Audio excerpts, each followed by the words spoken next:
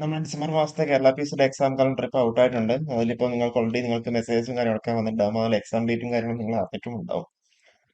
അതിൽ മെയിൻ ആയിട്ടുള്ള എക്സാം എന്ന് വെച്ചാൽ IO ഇൻഡസ്ട്രി സെക്ഷൻ ഓഫീസറുമാണ്, അതേപോലെ ഈ ഇലക്ട്രിക്കലുമാണ്. അപ്പം അതിൽ ഇൻഡസ്ട്രി സെക്ഷൻ ഓഫീസറുടെ എക്സാം ഡേറ്റ് വന്നിട്ടുള്ളത് ഓക്കെ ഫെബ്രുവരി 18 തീയതിയാണ് കേട്ടോ. ഇൻഡസ്ട്രി സെക്ഷൻ ഓഫീസർ ഫെബ്രുവരി 18 തീയതിയാണ്. 18/12/2025 എക്സാം. 4 തീയതി നിങ്ങൾക്ക് അഡ്മിറ്റ് കാർഡ് ഡൗൺലോഡ് ചെയ്തെടുക്കാൻ വേണ്ടി പറ്റുന്നുണ്ടാവും. അതേപോലെ നിങ്ങൾക്ക് ഇനിയുള്ള 12 തീയതി വരെ, ഡിസംബർ 12 വരെ നിങ്ങൾക്ക് കൺഫർമേഷൻ കൊടുക്കാനും അവൈലബിൾ ആയിട്ടുണ്ട്. അപ്പൊ ഏകദേശം 38,270 പേരാണ് അതിന് അപ്ലൈ ചെയ്തിരിക്കുന്നത്. ആ ഒരു എക്സാമിന് വേണ്ടിയിട്ട് അപ്ലൈ ചെയ്തിട്ടുള്ളത്. ഓക്കെ, 38,270 പേര്. അപ്പൊ അതിന്റെ സിലബസ് നോക്കുകയാണെന്നുണ്ടെങ്കിൽ നിങ്ങൾക്ക് നമ്മൾ കഴിഞ്ഞ പ്രാവശ്യം സിലബസ് അല്ല, അത് നമ്മൾ AD എക്സാമിന്റെ സിലബസ് വന്നപ്പോൾ നമ്മൾ പറഞ്ഞായിരുന്നു IO സിലബസ് ചേഞ്ചസ് ഉണ്ടാകും. കാരണം വെച്ചാൽ AD കേസിൽ പറയുകയാണെന്നുണ്ടെങ്കിൽ അവിടെ കംപ്ലീറ്റ് മുൻ വർഷത്തെങ്ങളെല്ലാം basic civil, basic electrical, basic മെക്കൊക്കെ ആണെന്നുണ്ടെങ്കിൽ അത് കംപ്ലീറ്റ് ആയിട്ട് മാറിയിട്ടുണ്ടായിരുന്നു അല്ലെ. അതേപോലെ IO കേസിലും അതേപോലെ തന്നെ basic civil, basic electrical, basic mechanical ഒന്നുമില്ല. കാരണം വെച്ചാൽ അതൊന്നും അവിടെ നമ്മൾ അപ്ലിക്കബിൾ ആയിട്ട് വരുന്നില്ല. അവിടെ ക്രിട്ടിക്കൽ തിങ്കിങ് കാര്യങ്ങളൊക്കെയാണ് അവിടെ വരുന്നത്, പ്രോബ്ലം സോൾവിങ്. അതുകൊണ്ട് തന്നെയാണ് അവർ അവിടെ സിലബസ് 100% അവിടെ ചേഞ്ച് ആക്കിയിട്ടുണ്ട്. അതേപോലെ ഇത് AD എക്സാമിന് വേണ്ടി നിങ്ങൾ പഠിച്ചവരാണെന്നുണ്ടെങ്കിൽ നിങ്ങൾക്ക് ഇവിടെ IOക്ക് വേണ്ടിയിട്ട് ഇവിടെ ഒരു കുറച്ച് ബെനിഫിറ്റ് ഉണ്ട്. കാരണം എന്താണെന്ന് വെച്ചാൽ അതിൽ മാത്സിന്റെ കുറച്ച് പോർഷൻസ് അവിടെ ആഡ് ആയിട്ടുണ്ട്. അത് കൂടാണ്ട് മാനേജ്മെന്റ് സബ്ജക്ട് കംപ്ലീറ്റ് ആയിട്ട് അവിടെ ഒഴിവാക്കിയിട്ടുണ്ട്. കാരണം ADക്ക് MBA-കാർക്ക് അപ്ലൈ വേണ്ടി പറ്റുമായിരുന്നു, IOക്ക് MBA-കാർക്ക് അപ്ലൈ വേണ്ടി പറ്റില്ല. അതുകൊണ്ട് തന്നെ അവിടെ മാനേജ്മെന്റ് സിലബസ് കംപ്ലീറ്റ് ആയിട്ട് ഒഴിവാക്കിയിട്ടുണ്ട്. മാത്സിന്റെ അവിടെ ചെറിയൊരു ആഡ് ഓണും കാര്യങ്ങളൊക്കെ ഉണ്ട്. ബാക്കിയെല്ലാം സെയിം തന്നെയാണ്. അതുകൊണ്ടാണ് പറഞ്ഞത് നിങ്ങൾ AD എക്സാമിന് വേണ്ടി നിങ്ങൾ പഠിച്ചിട്ടുണ്ടെന്നുണ്ടെങ്കിൽ IOക്ക് നിങ്ങൾക്ക് അവിടെ ഒരു ബെനിഫിറ്റ് ഉണ്ട്.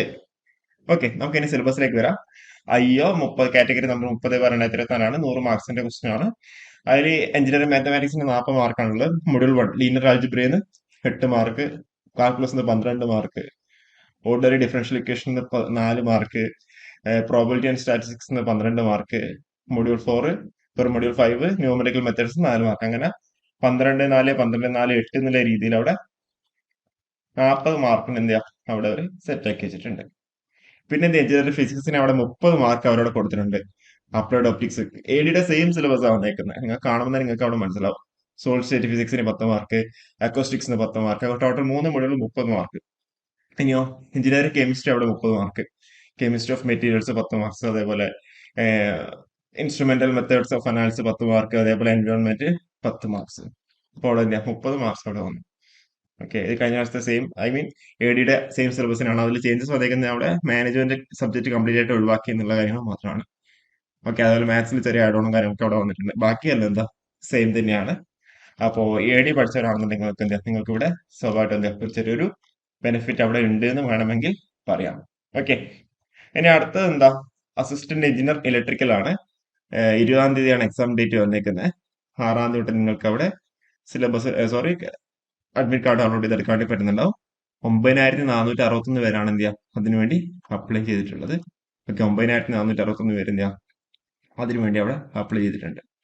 ഓക്കെ, അപ്പൊ അതിന്റെ സിലബസിലേക്ക് വരികയാണെന്നുണ്ടെങ്കിൽ ഈ ഇലക്ട്രിക്കൽ മുന്നേത്തെ നടന്ന എക്സാമിന്റെ ഒക്കെ അതേ സെയിം പാറ്റേൺ തന്നെയാണ്, സെയിം സിലബസ് തന്നെയാണ്. ഏറ്റവും ആദ്യത്തെ first module electric circuits 10 mark, magnetic circuits 10 mark. Okay, പിന്നെ മെഷീൻസ് 10 മാർക്ക്, ഡിജിറ്റലി 10 മാർക്ക്, ഡിജിറ്റലും മൈക്രോ പ്രൊസസറും കൂടി കമ്പൈൻഡ് ആക്കിയിട്ട്. പിന്നെ പവർ സിസ്റ്റം അവിടെ 10 മാർക്ക് ചോദിച്ചിട്ടുണ്ട്. Control system 10 mark, power electronics 10 mark, EMI measurements and measuring instruments 10 mark, signal system 10 mark. 10ാമത്തെ module transducers, batteries, wiring, earthing, illumination കൂടി 10 മാർക്ക്. അപ്പൊ അങ്ങനെയാണ് ഇവിടെ വയ്ക്കുന്നത്. ലെവലിൽ അങ്ങനെ സിലബസ് ചേഞ്ചസ് വന്നിട്ടില്ല. ആകെ വന്നേക്കുന്ന IOയുടെ കേസിലാണ് അവിടെ സിലബസ് ചേഞ്ച് ആയിട്ട് ഉള്ളത്. ഓക്കെ, അപ്പൊ ഇതിൽ നമ്പർ ഓഫ് അപ്ലിക്കൻസിന്റെ കാര്യം പറഞ്ഞു.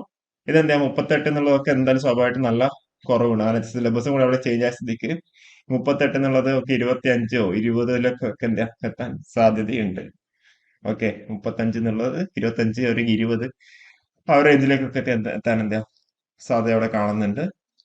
ഇലക്ട്രിക്കൽ 9,000 എന്നുള്ളത് ഒരു 8,000 7,500 എന്നുള്ള റേഞ്ചിലൊക്കെ അവിടെ എത്താൻ സാധ്യത കാണുന്നുണ്ട്. ഓക്കെ, അപ്പൊ ഇത്രയും കാര്യങ്ങളാണ് പറയാനുള്ളത്. അപ്പൊ കൂടുതൽ അപ്ഡേറ്റ്സ് ആയിട്ട് നമുക്ക് വീണ്ടും